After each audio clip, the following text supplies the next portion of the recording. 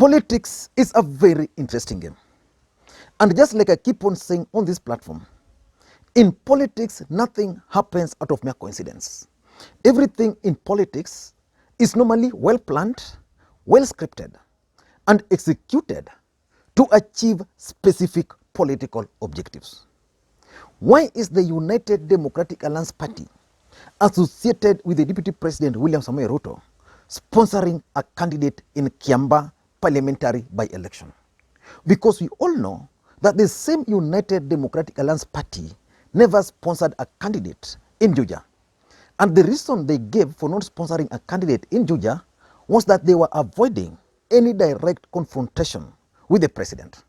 Are they now ready to confront the president directly? Because remember, Juja constituency is in Kiambaa County.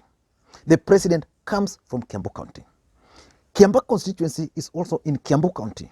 The president still comes from Kiambaa County. Are they ready to now confront the president? I don't think so. These guys are out to finish Moses Kuria, and I'm going to explain why. Because why are they not supporting Moses Kuria and his party in Kiambaa? Moses Kuria and his People's Empowerment Party has actually won several seats in the larger Mount Kenya region, and people have actually started identifying with them. Why are they not supporting Moses Kuria's candidate? And this takes me to events of yesterday. Yesterday, the Deputy President met with the newly elected Juja Member of Parliament. Moses Kuria missed that event. And later on, through a press statement, Rigathi Gachagua reminded everybody that the United Democratic Alliance Party and its candidate will be the only Hustler Nation candidate, and that they don't regard or they don't consider any other party as part of the Hustler Nation. Why are they sponsoring a candidate in Kiambaa, finishing Moses Kuria? Let me take you back if you want to understand the game plan. In 2017, President Uhuru Kenyatta wanted Peter Kenneth to become the governor for Nairobi. And indeed, Peter Kenneth was highly qualified to challenge Evans Kidero.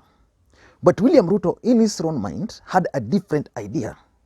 He looked forward to 2022 general election and figured out that if Peter Kenneth became the governor for Nairobi, then it was going to complicate the equation for him. So William Ruto came up with Mike Sonko, and Mike Sonko ended up winning in Nairobi. He locked out Peter Kenneth, a potential successor to President Uhuru Kenyatta from the larger Mount Kenya region. It didn't end there. Then in Kiambu, where William Kabogo was supposed to serve his second term, Kabogo was also viewed as a threat by the Deputy President. So he finished Kabogo by bringing on board Ferdinand Waititu. You all know what has befell both Ferdinand Waititu and what has befell Mike Sonko. They are currently out of office. But Peter Kenneth and Kabogo are nursing their wounds.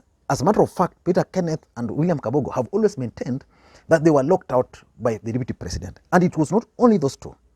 There are several members of parliament from the larger Mount Kenya region who believed that they were locked out or they were rigged out by Ruto because of the possibility of them being a threat to them. One of them is Martha Karua. So the Deputy President, being a politician, is well aware that anybody emerging from the larger Mount Kenya region can actually complicate the equation for him. So Moses Kuria committed a mistake. First of all, Moses Kuria refused to join the United Democratic Alliance Party. Moses Kuria's idea is very simple. He wants Kikuyus to work with Ruto through a coalition. That's why he has his own political party, PEP, and UDA. So he wants them to work as a coalition. Basically, he's building a house of Kikuyus for Kikuyus. William Ruto has a different idea. He wants the Kikuyus to join his political parties so that he can manage them. But let us get back to the main issue. Why is the Deputy President trying to finish Moses Kuria? Number one, they want to deflate the egos of Moses Kuria. Let's face it, after the win in Georgia and a series of wins in several other wards, Moses Kuria was now being viewed as the next kingpin of the larger Mount Kenya region. So Moses Kuria started growing some horns. So the deputy president invited him so that they could discuss Kiambaa. The deputy president and his allies felt that Moses Kuria was gaining an advantage which was not really necessary, that he was gaining those advantage at the expense of the deputy president. Let me ask you a simple question. Between the deputy president William Ruto and Moses Kuria, who is popular in the larger Mount Kenya region? Or let me put it this way. Between Moses Kuria and the Hustler Nation, which is the most popular one? The answer is Ruto is more popular than Moses Kuria, and the Hustler Nation is more popular than Moses Kuria. In fact, in Georgia, that win can be attributed to the fact that the candidate was viewed as the Hustler candidate. So they wanted to deflate his ego. So that's number one. Number two, why they want to remove him is because of the fallout with President Uhuru Kenyatta. Moses Kuria only remains irrelevant as long as he is falling out with the president. And the fallout with the president is so deep that I doubt if the president can actually forgive him. So Ruto has realized this, that the president cannot forgive Moses Kuria. So the best thing is to deal with Moses Kuria right now. Go for a contest in Kiambaa. Moses Kuria will sponsor his candidate. Ruto will sponsor his candidate. And Ruto is going to emerge victorious. Moses Kuria's ego will be deflated. And the moment his ego will be deflated, he will be ignored by Ruto. And the moment these guys will start ignoring him, Moses Kuria is going to react and probably start fighting Ruto. But again, he will fight Ruto, but he can't go to the president. So the fallout between Moses Kuria and President Uhuru Kenyatta is also the main reason why these guys want to finish him. He can't go back to the president. The president can't allow him. Again, he has no option. He will either have to toe the line and support the deputy president or join the order. Number three is for refusing to join the United Democratic Alliance Party. Moses Kuria, I said, is a very shrewd politician.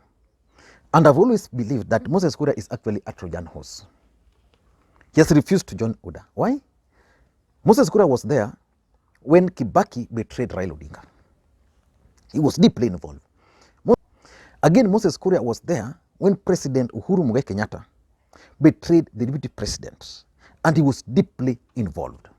So he doesn't want such a thing to happen again. And he's insisting that for us, we are coming with the larger Mount Kenya region. We want our own political party. We are going to contest on that party, but we are going to support you. But we are coming with our vehicle, so that if your vehicle is going to stall, as we can proceed. Or if your vehicle, or if our vehicle is going to stall, then you can proceed with the journey. Ruto is telling him that's not the way to go. Join the United Democratic Alliance. And he is saying no. So the allies of the deputy president, the members of parliament supporting the deputy president from central Kenya, are also telling the deputy president that why are you begging Moses Kuria? We can do this thing for you. Let us go outside there, campaign on for our candidate. If we win, we win. If we lose, we lose. Life will continue, but we can't keep on supporting the candidate of Moses Kuria, and Moses Kuria is gaining ground to an extent that by the time we are going to the polls, Moses Kuria will be more popular than the deputy president, who he has used actually to gain that popularity. Number four is the possibility of Moses Kuria joining another coalition, or the possibility of Moses Kuria becoming a presidential candidate in 2022. Let's face it, if there's one thing the deputy president would not want to happen, is a presidential candidate from the larger Mount Kenya region. He won't allow that to happen. He will do everything to stop it, because any potential presidential candidate from the larger Mount Kenya region is going to dig into potential voters of the deputy president. So the best way is to stop Moses Kuria, because the mere fact that Moses Kuria cannot accept to allow the United Democratic Alliance to win only one seat, it means if he is allowed to grow big, then he's not going to accept any other thing rather than either a running mate. If not a running mate, he's going to run himself for the presidency. And this is what the deputy president is trying to stop at this stage. I've always said that the deputy president is a very shrewd politician. He was in ODM party, and this is exactly what he did to the ODM party. He just started the way Moses Kuria has started. And before Raila knew, he had already left with so many people. He had captured the Rift Valley. He's not going to allow this. This is the exact strategy he used on Moi. And by the time Moi realized, it was late. So it's not going to allow Moses Kuria to follow the same script which he used. So he's trying to stop Moses Kuria because Moses Kuria is a potential presidential candidate from the larger Mount Kenya region. He would rather have the choir masters led by Kimani Ichung'wah, Ndindi Nyoro, Alice Wahome, but not a potential presidential candidate. Otherwise, it didn't make sense for him.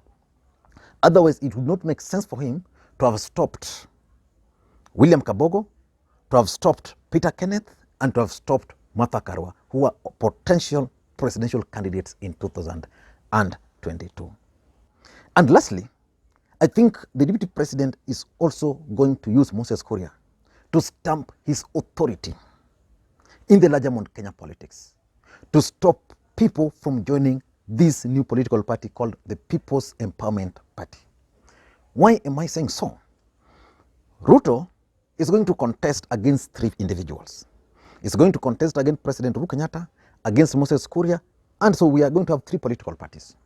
They are going to contest in Kiambaa.